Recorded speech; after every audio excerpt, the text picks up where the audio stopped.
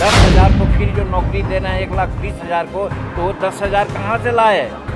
किस कोख से पैदा हुआ?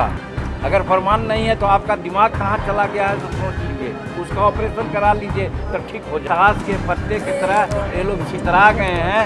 जब हम लोग एनडीए के लोग बहाल किए थे तो कोई ढोल नहीं बजाया। 1,20,000 पेपर दे रहे हैं तो कह रहे हैं कि हम बहुत बड़ा काम किया। कि 2024 में कोई वैकेंसी नहीं है। इन लोग शायद डबल डिजिट लावेंगे कि नहीं, 400 सीट निश्चित एनडीए को आ रहा है और बिहार में तो 400 सीट एनडीए। बिहार के मुखिया यानी सीएम नीतीश कुमार का दिमाग पगला गया है, यानी खराब हो चुका है। अब उन्हें इलाज कराने की जरूरत है। ऐसा ही कुछ पूर्व सीएम जीतन राम मांझी ने नीतीश कुमार को कहा है। नीतीश कुमार पर खूब हमलावर भी हैं और साफ साफ कहते दिखे हैं कि अब आपको इलाज की जरूरत है, आपका दिमाग पगला गया है। आंकड़ों में गड़बड़ी तो नजर आ ही रही थी, साथ साथ पैसा लेकर आपने नौकरियां खूब बांट दी। अब तो कम से कम सच कह दीजिए, अब हमारे पास सब सबूत है, अब एक एक करके आपका हिसाब लिया जाएगा। अब आपको कोर्ट परिसर में हम आपको जरूर बुलाएंगे। क्या कुछ जीतन राम मांझी ने आरोप लगाया है और क्यों लगाया है, आप इस वीडियो के माध्यम से जरूर जान लीजिएगा। देखिए आप जीतन राम मांझी का ये वीडियो।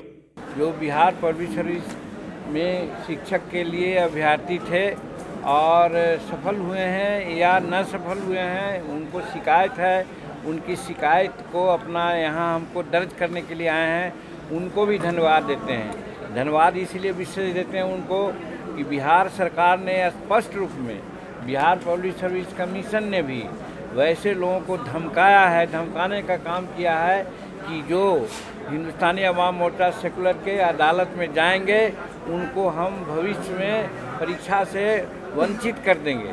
ये अनडेमोक्रेटिक धमकी है। इसके लिए हम कंडेम करते हैं बिहार सरकार को भी और बिहार पब्लिक सर्विस कमीशन को भी। ये प्रमुख बातें हैं। इसके बाद हमारे पास दर्जनों साथी आए हैं जो अभ्यर्थी हैं, लेकिन उसमें देखा गया है उनसे। और दूसरी बात कि आज बहुत ढोल बजाया जा रहा है, बहुत उत्साह मनाया जा रहा है कि 1,20,000 को हम लोग नियुक्ति पत्र बांटे हैं। आप लोगों को भी पता होगा कि जब एनडीए सरकार थी तो 3,70,000 लोगों को नौकरी दी थी, तो इतना ढोल नहीं बजा था। और जब 3,70,000 को नौकरी हम लोगों ने दिया था एनडीए की सरकार में, तो उसमें सभी बिहारी थे। और आज हम चार्ज करते हैं कि 1,20,000 जो बहाली ये लोग कर रहे हैं, उसमें 48,000 वैसे लोग हैं जो ऑलरेडी नियोजित हैं, वो नियोजित शिक्षक हैं।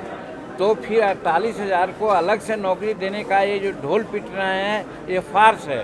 तो कहने का मतलब मात्र 72,000 को नौकरी की कवायद हुई है और उसमें भी 50% के आसपास बाहर के लोग हैं।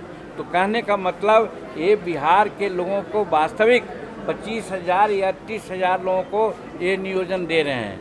तो बिहार के लोगों को 20-25,000 का नियोजन दे करके इतना ढोल बजा रहे हैं और इतना गांधी मैदान में ये किया गया है। और जब 3,70,000 को नौकरी दी गई थी तो कोई ढोल नहीं बजाया गया है।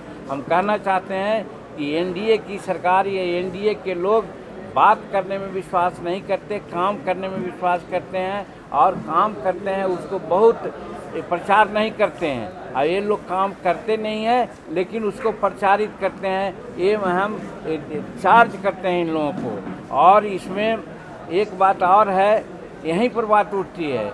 2014-15 में बाज़ाब्ता डोमिसाइल नीति की घोषणा की गई थी। सन ऑफ द सॉइल की नीति है, भूमि पुत्र को तरजीह देना चाहिए। लेकिन जब से माननीय नीतीश कुमार जी आए और उसके पहले डोमिसाइल सर्टिफिकेट को रद्दी के टोकरी में डाल दिया है, जो बिहार के युवाओं के लिए एकदम खिलवाड़ है उनके भविष्य से। ये प्रमाणन है, इससे ज़्यादा क्या प्रमाण है कि 1,20,000 आए हैं और आप क्वालिफाई किया 1,10,000 को, तो 10,000 को फिर जो नौकरी देना है 1,20,000 को, तो वो 10,000 कहाँ से लाए, किस कोख से पैदा हुआ? ये प्रमाण नहीं है। अगर प्रमाण नहीं है तो आपका दिमाग कहाँ चला गया है तो सोच लीजिए, उसका ऑपरेशन करा लीजिए तो ठीक हो जाएगा।